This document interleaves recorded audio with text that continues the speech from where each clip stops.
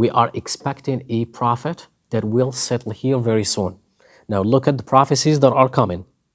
This is from the people of Musa alayhi salam. So they told him, we advise you to go back to Yemen. And he listened, but he liked their teachings. So they preached to him and he believed, he became monotheistic, and he believed in their teachings and he became a Jew. So this is the beginning of how Judaism spread in the Arabian Peninsula. So he left Yathrib and he took those two scholars with him and he made them his advisors. So they went with him everywhere he went. So he took them from Yathrib and started traveling with him. On the way to Yemen, Mecca comes in between. In the way to Yathrib or to Yemen, Mecca comes in between. So there were two Arabs that came to Tuban and they wanted to deceive him because he had a big army, and they told him, if you want wealth, go destroy Mecca. There is a lot of wealth in Mecca and you can be the leader of Mecca. He was actually getting ready to go destroy Mecca, but those two scholars, again, his advisors, they told him, by Allah, that is the house of Allah subhanahu wa ta'ala. Anybody that ever tried to hurt or destroy the house of Allah subhanahu wa ta'ala destroys them. So he asked those scholars, what do I do?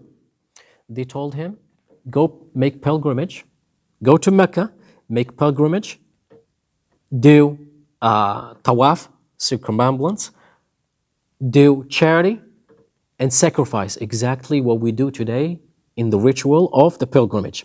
So he did. He went to Mecca, he did all these things.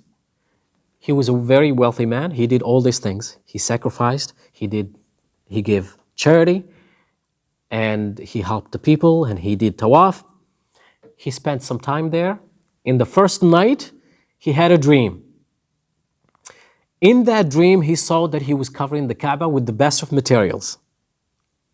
So the next morning, he covered the Kaaba with the best of the materials. It has become a sunnah till up to date to cover the Kaaba with the materials, till up to date. And it was Tuban ibn Sa'd that was the first person to cover the Kaaba, because the Kaaba was in its original state. It was never covered. The next night, he had another dream to cover with better material than the first night. So he got up in the morning, he covered with the better material. And this happened 3 times. Then the third night, he had another dream and he covered the Kaaba with the best ever material that he had. So,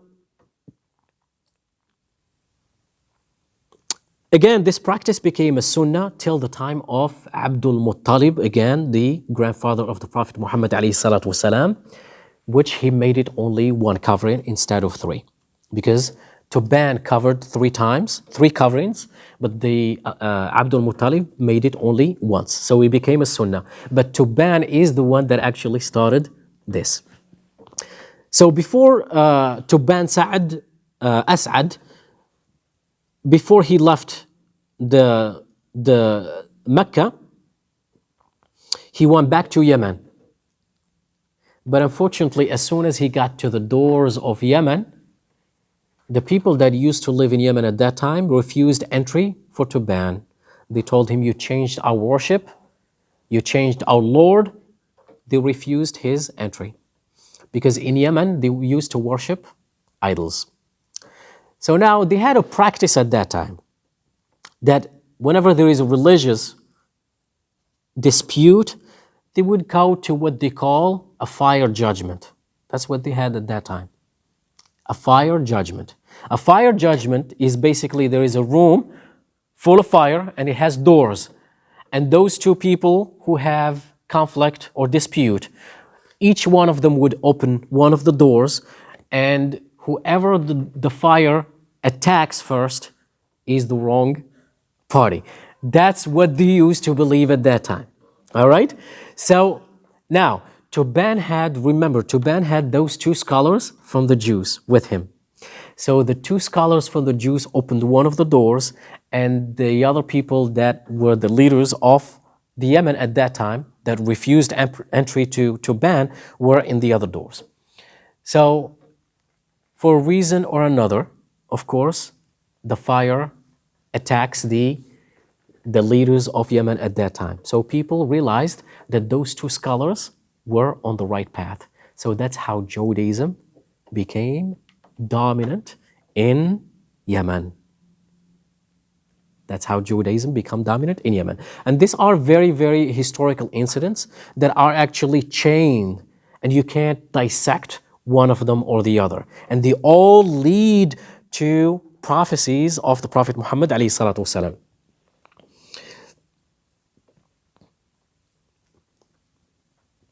So in the other hand, remember when we talked about Najran, which is in the border of Yemen and the Arabian Peninsula, Najran was dominated by Christianity. Time is it? So Najran was dominated by Christianity. But how did Christianity came to Najran? So it came through one of the followers of Isa alayhi salam. When I say the followers of Isa alayhi salam, I'm not talking about direct follower, but through the chains. And he was following the true teachings of Isa alayhi salam, which is monotheism, at-tawheed. His name is Simeon. Remember his name? His name is Simeon. And according to the majority of scholars, Allah subhanahu wa ta'ala actually performed a lot of miracles on the hands of Simeon. He was a very righteous man. Simeon, on the other hand, was a slave in Najran, and his master was very known and wealthy. So in one of the days, his master saw him praying to Allah subhanahu wa ta'ala. So he asked him, what are you doing? What is that practice you're doing? He said, I'm worshiping Allah subhanahu wa ta'ala. He said, but the people of Najran will not like it because we worship palm trees. They worship palm trees, and when the palm tree gives dates, they eat the dates. SubhanAllah. But that's how those people were at that time. You know, it's not they are worshiping the palm tree. They are worshiping palm tree to get them closer to Allah subhanahu wa ta'ala. It's not that they didn't know Allah subhanahu wa ta'ala. Yeah? So Simeon told him, what if I tell you that my Lord will destroy your Lord? He told him, okay, if you can do that, show us how you can do it. So his master gathered all the people of Najran. I'm talking about how Christianity now is going to spread in the Arabian Peninsula. And then we'll move on. So all the people of Najran gathered close to the tree that they worship. And Simeon was praying Allah subhanahu wa ta'ala to destroy and send a thunder lightning on the tree, the palm tree that they worship. And subhanAllah, like I said, Simeon was a righteous man that Allah subhanahu wa ta'ala performed a lot of miracles on his hand. So Allah subhanahu wa ta'ala sent a thunderbolt of lightning and destroyed the palm tree. And the people of Najran at that time believed in Simeon and followed the teachings of Isa alayhi salam, the Tawheed, and later on got distorted. So now back to Yemen, where yet another very, very, very important incident in history that's going to occur. And it is even mentioned in the Quran.